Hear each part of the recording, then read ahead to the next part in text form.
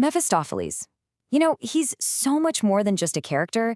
He's really a philosophical concept given a voice, a personality. So in this explainer, we're going to break down his entire worldview into 3 core pillars.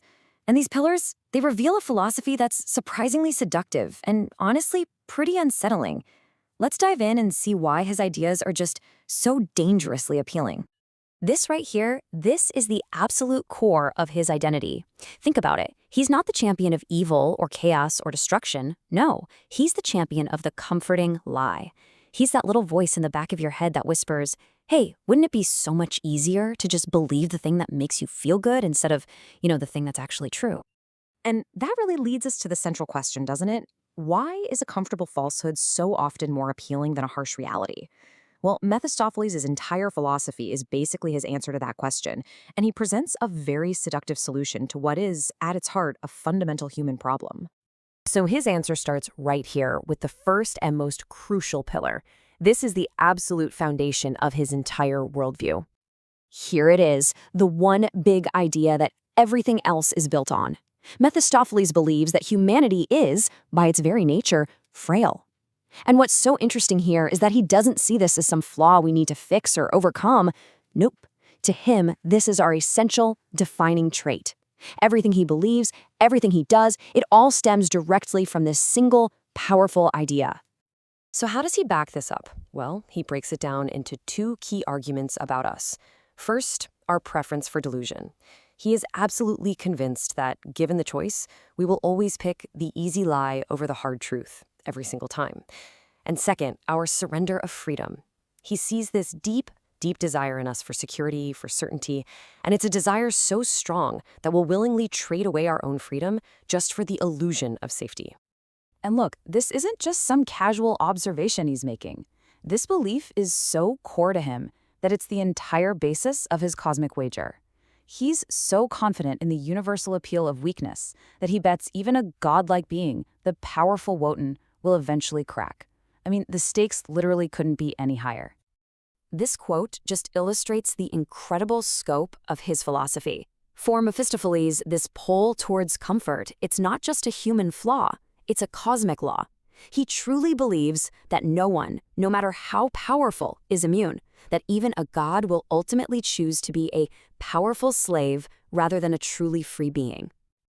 All right, so let's move to the second pillar and see how this all connects. If humanity is fundamentally frail, what kind of moral system does that frailty create? Well, as you can imagine, Mephistopheles has an answer for that too. He is the living embodiment, the avatar of what's called slave morality. And what is that? It's a value system that isn't about achieving greatness at all. Instead, it's specifically designed to protect the weak from the strong. And it does that by flipping the very definitions of good and evil completely on their heads. Okay, so let's break down how this actually works. First, the origin.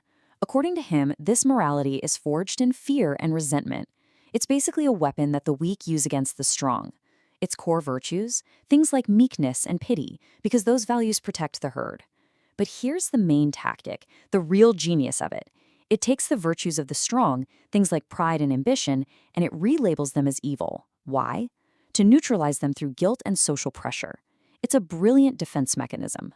You see, by championing this moral system that basically vilifies strength and celebrates weakness, Mephistopheles is perfectly arming himself for his true purpose in the cosmos.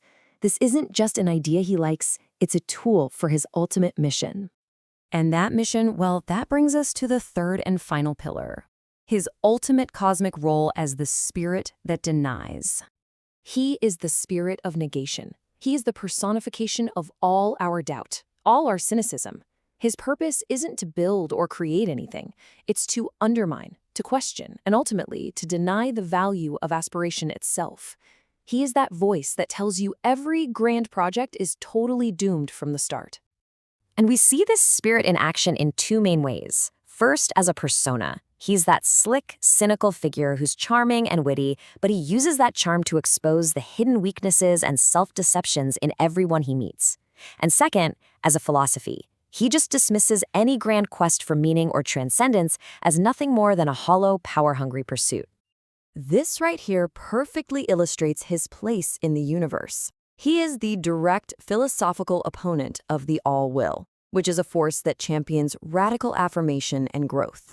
So where the all-will screams yes to life, Mephistopheles is that cosmic counterbalance who is constantly whispering, why bother? He represents doubt, limits, and security, standing against growth, transcendence, and freedom. Okay, so we've covered the 3 pillars of his philosophy: frailty, slave morality, and the spirit of negation. Now, let's tie them all together with one single powerful analogy that really makes it all click.